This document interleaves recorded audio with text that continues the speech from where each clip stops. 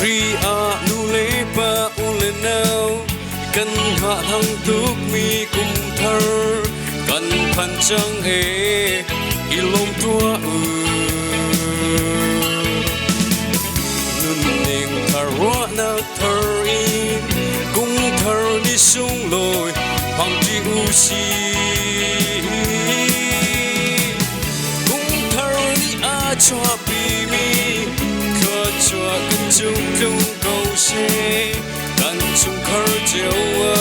tụt nạc lên xe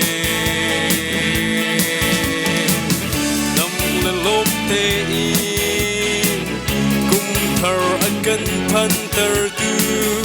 áp chiang áp min chiang thằng thật si xe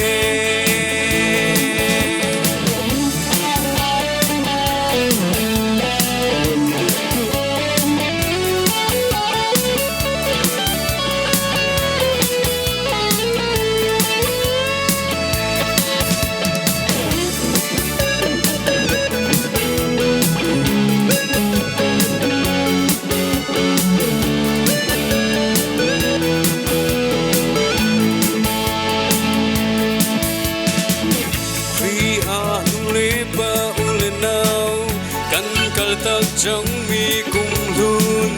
chung nó luôn luôn khá chia tắc lô cùng thở cần phấn luôn linh thở ý thốc trăng u xì cùng thở chung cùng thở đi cho bì mi khờ cho cần chung chung cầu xe cần chung khờ chiều tụt nạc lên xe nằm lên lốp tê in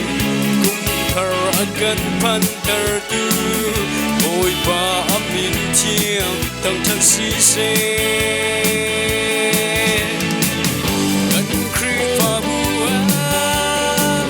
gần in chung khờ ra tụt nạc lên xe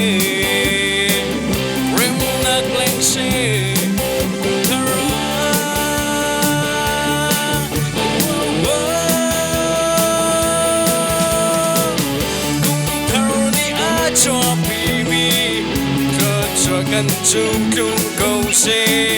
cần chung khờ chiều tụt nạc lên xe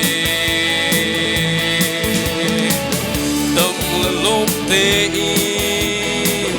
cùng thở gần phan tờ tư ôi ba âm min chiang thằng thân si xe ôi ba âm min chiang thằng thân si xe